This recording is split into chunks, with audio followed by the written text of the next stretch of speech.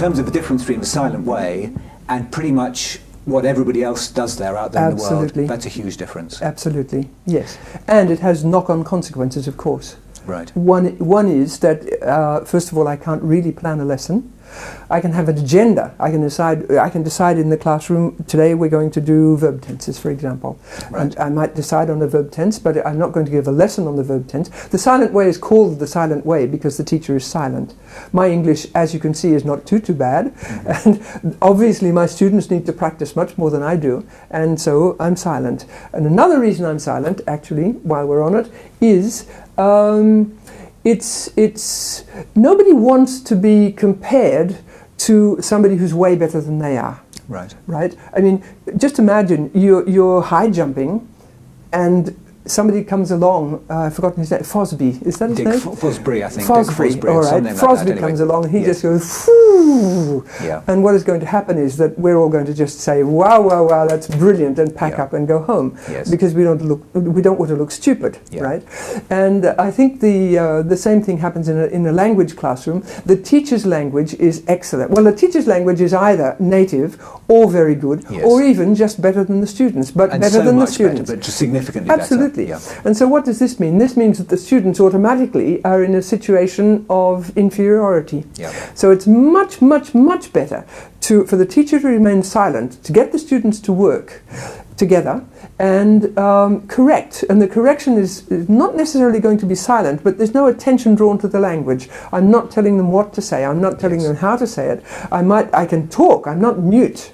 But I will never be giving them an example, and I will never be telling them what the content should be, because the content, of course, is coming from their lives. Yes. And well, you say never giving an example, also never modelling. I mean, never modelling. The silence in the silent way is not modelling what the students are going to they themselves going to be saying. Absolutely. And in a sense, I mean, because I've experienced it as both a learner and a teacher in a silent way class, it doesn't matter if the teacher says some things in the language, but as soon as the teacher says something which could be comparable to the student, which the student could compare their rendition with to the teacher's, with the effect you're describing of it just being so, is it mosh the right word in French? Yes. It being so mosh, the students are so mosh. As you say that, I mean, now I don't think we should move on until you've told your story of your cousin who was the violin teacher, because I think that's a story which will stick in people's mind. Yes, absolutely.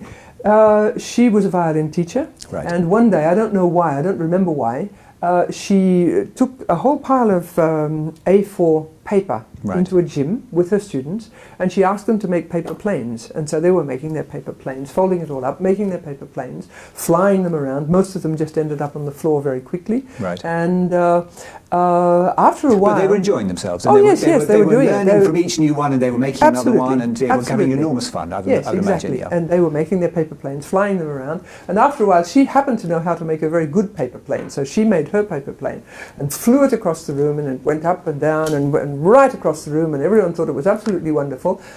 But they all stopped making paper planes. Yeah. And that was the end of the exercise. Because the teacher had just flattened it. If the teacher could do it so much better, then what was the interest in all this experimentation? There's no interest in experimenting. And this is particularly true of pronunciation, because pronunciation is a motor skill. And what we want people to do is experiment. They have to experiment with their articulators. They have to get themselves into a completely new position. They have to use themselves in a completely different way. L1 is quite different from L2 in many, many ways, and in particular English has some really quite surprising differences compared to other languages.